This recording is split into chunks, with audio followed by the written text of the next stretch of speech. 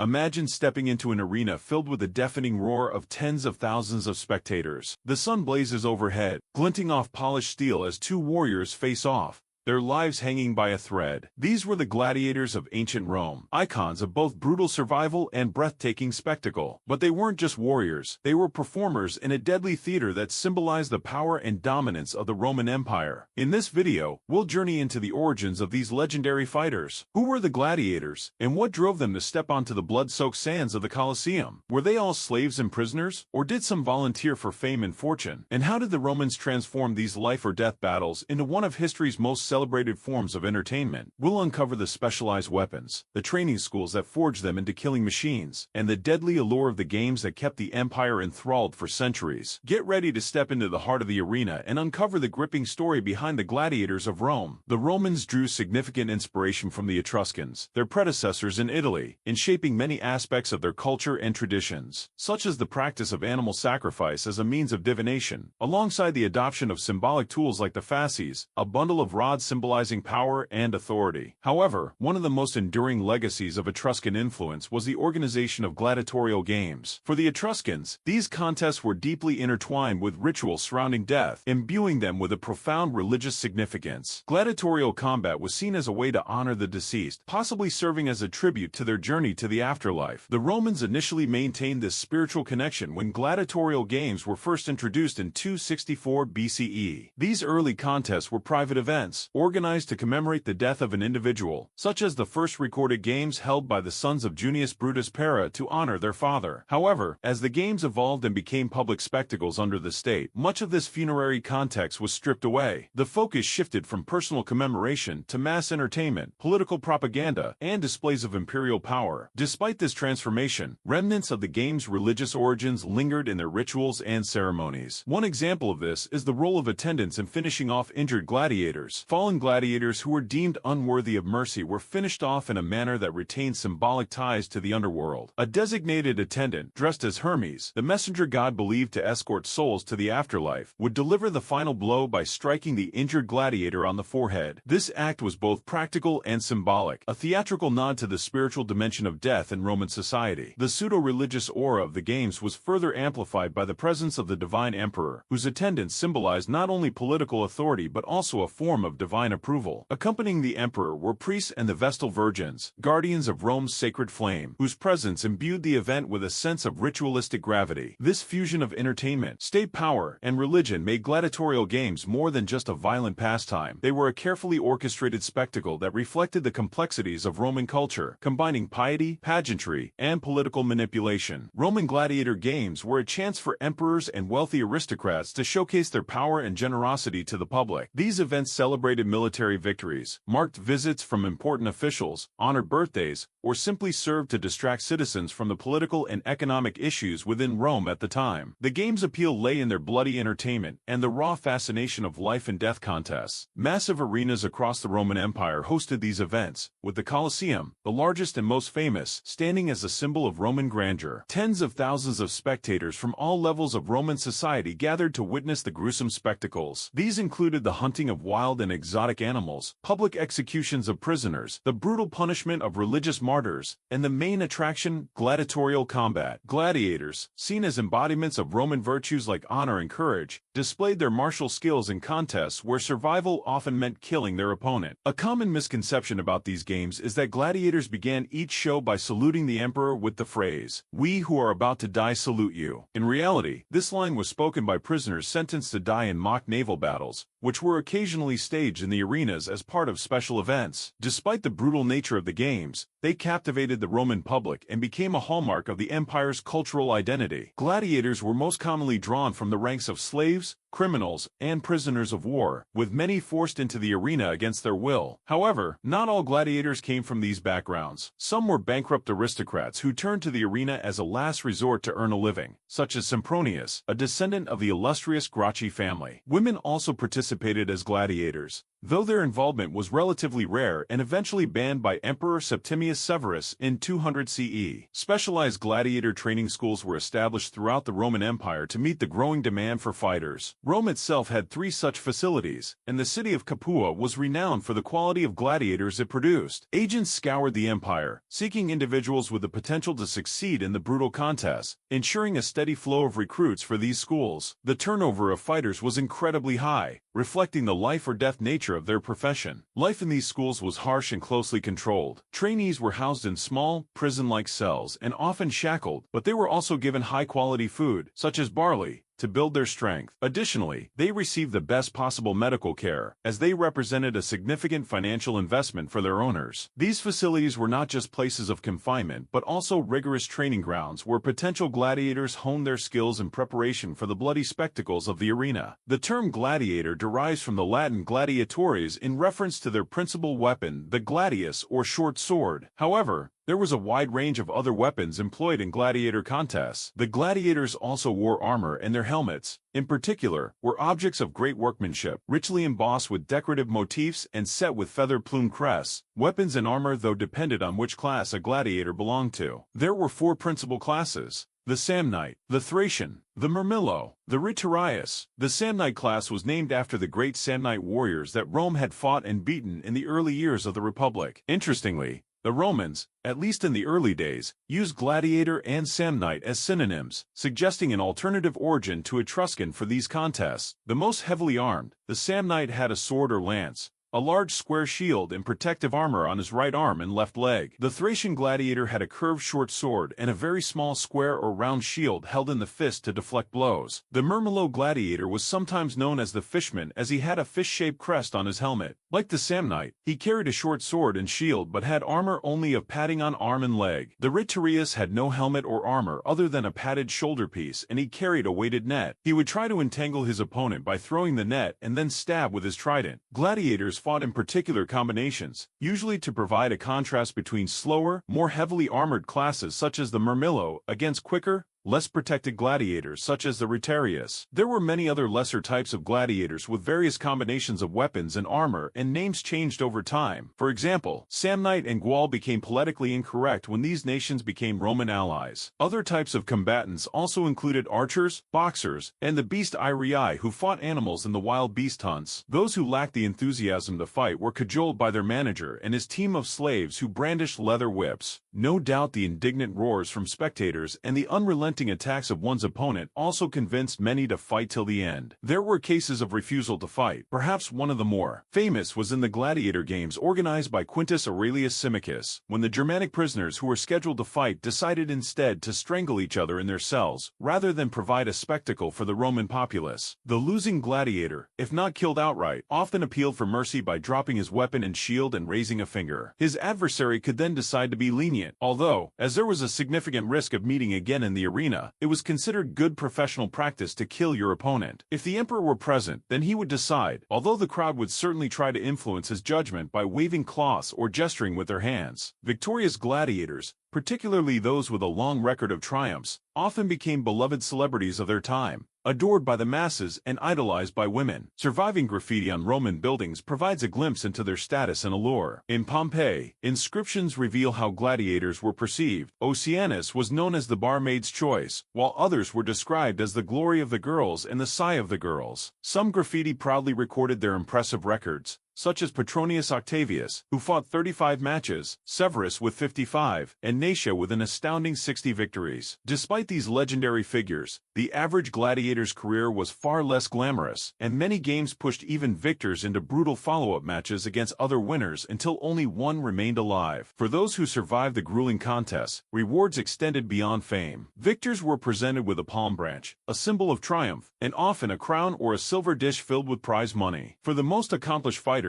years of success in the arena could even lead to the ultimate prize, freedom. In many cases, gladiators also did not fight to the death. Some competitions were solely for sport and matches could be ended at first blood or upon the will of the emperor. In these matches, the rules were set out previously that first blood would end the match. We do not know how common these were when compared to death matches and vice versa. However, matches that weren't ended with all but one person remaining alive did help to build celebrities like previously mentioned and others that still live on as famous names even today. One of the most legendary figures in the history of gladiators is Spartacus, whose story has transcended time as a symbol of resistance and defiance. Born in Thrace, Spartacus was a former Roman soldier who turned to banditry before being captured and sold into slavery. Forced into gladiator training in Capua, renowned as the leading producer of gladiators, Spartacus found himself thrust into a brutal and unforgiving world. In 73 BCE, he led a daring escape with 70 fellow gladiators, forming a small but determined band of rebels. Establishing a stronghold on the slopes of Mount Vesuvius, Spartacus and his followers used their knowledge of Roman military tactics to evade capture and launch a series of raids across Campania. What began as a desperate bid for freedom quickly grew into a large-scale rebellion,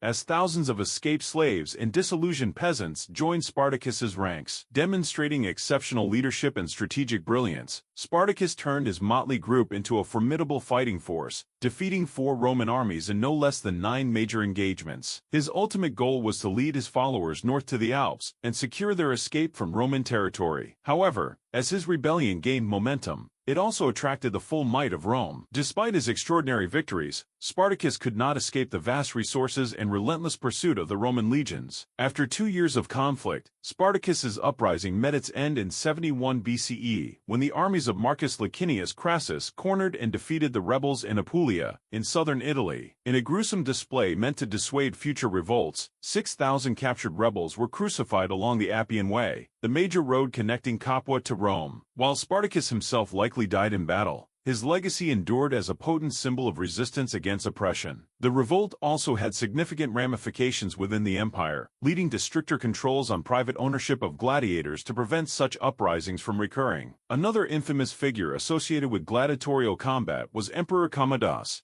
who reigned from 180 to 192 CE. Unlike Spartacus, Commodus was not a professional gladiator but rather a ruler with a peculiar obsession for the arena. Known for his erratic behavior and desire for public adoration, Commodus fancied himself a godlike warrior. He often appeared in the Colosseum dressed as the god Mercury, staging elaborate performances that blurred the line between spectacle and self-glorification. Though Commodus fought in hundreds of contests, his participation was far from authentic. He ensured his opponents were weakened or incapacitated beforehand, eliminating any real danger to himself. His most frequent displays involved slaughtering wild animals, often from a protected platform using a bow, rather than engaging in gladiatorial combat. Despite these orchestrated victories, Commodus demanded astronomical sums of money for his appearances, effectively profiting from his own vanity. Commodus's antics in the arena were emblematic of his broader misrule, which was characterized by extravagance, cruelty, and a detachment from the responsibilities of governance. While his performances may have entertained the masses, they also highlighted the degradation of the gladiatorial tradition,